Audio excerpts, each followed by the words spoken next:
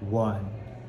Mr. Speaker, ladies and gentlemen, the most ironic thing in this debate is that instead of critiquing and calling out capitalism, the rise of battle royale themed media has become the very thing it sought to be able to call out, and ultimately, as Obi-Wan said, it literally became the very thing it wanted to destroy. Let's step out of debate land for a bit, because a lot of these teams just jumped into all of these huge, nice, impactful stuff. But I question the lens of how people really react to this media, particularly with what we're seeing now, and especially with the rise.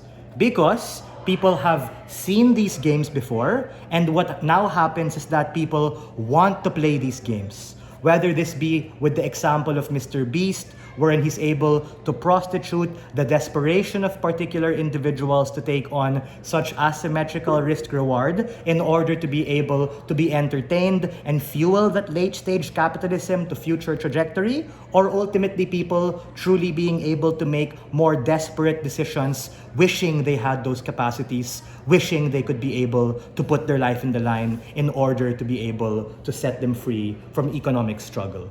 Opening government claims that this allows us to be able to be empathetic and is inspired to care about the poor. Opening opposition counters that and says that the media is a perverse incentive structure that makes us be able to view the poor in a particularly bad way. A few strategic observations of top half clash, because they're both wrong to an extent. Number 1, a lot of these impacts are inserted and only exist in debate land. People, because they have different levels of emotional sensitivity, are all likely to react in a different way, but all these reactions, particularly because of the rise, are fucking bad. How is that the case? A, people are gonna be like, oh yeah, awesome, bloodlust. It literally becomes modern day gladiatorial fights, and they're entertained by literally seeing people fucking die, and that in itself is kind of sketchy and particularly bad. I don't think it's cool that we show people those things. You might say, oh, fuck you, Joseph, it's just entertainment. But we think that these entertainment are embodiments of ideologies which are shared throughout society, whether you're a teen, whether you're a child, becoming desensitized to the backdrop of all of these particular media, that they eventually become video games and all of these such, that actually lead to the understanding of truly the plight of these individuals and the value of human life. Or B, you're gonna be like, fuck Squid Games Season 2. It's ass. It's an overcrowded genre already. Heck, even the director himself is like kinda meh about the whole thing. He's tired of this thing and doesn't really want to be able to continue it anymore. I posit that the rise right now is near the peak or already at the peak, which questions the economic capacity you still have for that particular regard. And C, most importantly, it makes people just less empathetic of the particular poor, because it ridicules their particular struggle, wherein you're like, oh, that poor guy, he invested in crypto, he made bad investments, good for him, he's now facing this hardship. Or you're gonna be like, oh my gosh, I wish I was like that guy in Squid Game who was able to win. You now start thinking that the minority is actually the rule, and you end up taking poor financial decisions based on shitty probability that is not in your favor. The common denominator of all of this is ultimately the tokenization of poverty, and ultimately the failure to be able to call out the very thing it wanted to do, which makes it ultimately particularly ironic. Because bro, we question the lens of what really particularly happens because it's so ironic. You're saying we want to critique capitalism, yay, all these deep debate stuff. But at the same time, what really happens with the rise is we're all like, yeah, we're fucking hyped. Season 3, gonna be awesome. I don't know if they're gonna be able to take out the front man. What's going to happen? These are particularly harmful in a couple of ways. This is the path to victory coming from closing opposition.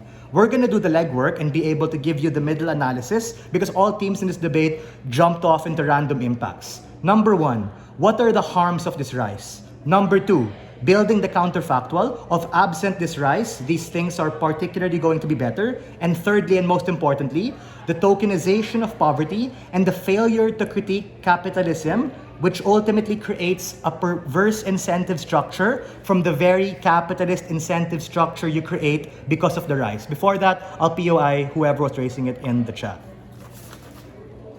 Do you think that Squid Games has failed to spark discourse on capitalism?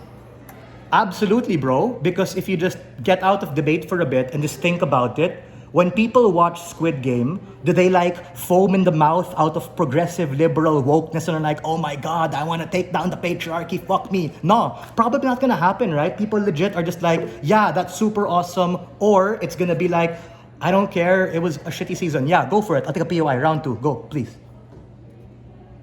3. Yeah, sure. Even if people feel emotions when they watch the show, does that mean they don't understand any aspect of the political They critique? really just look at it out of entertainment, man. Like, okay, engaging with that. Even at best, people are like, yeah, foaming in the mouth and they start taking change. I question the intention behind that change because it's often out of anger and often out of resentment as opposed to something more productive. There are many other ways to be able to do that.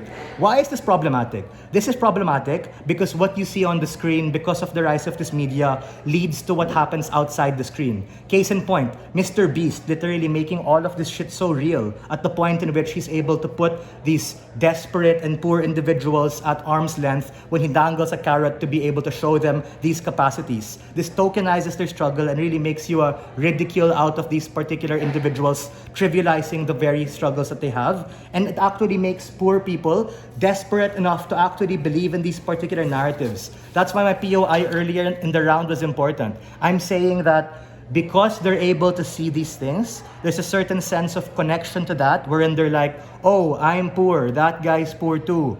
It's not that they're gonna go out and like kill themselves over these things, but they're gonna make these decisions like investing in the lottery or not being able to prioritize things like financial literacy, investing in insurance, and end up YOLOing it on things that have better odds like gambling, cockfighting, all of these particular things. What ultimately happens is the biggest irony ever, wherein the very thing you're trying to critique becomes the very thing that you're actually ultimately trying to stop. You become the capitalist incentive structure that harms particular individuals. It's precisely because you've seen these games before that makes you want to play them. As they say, play stupid games, win stupid prizes. We are very proud to stand on side opposition.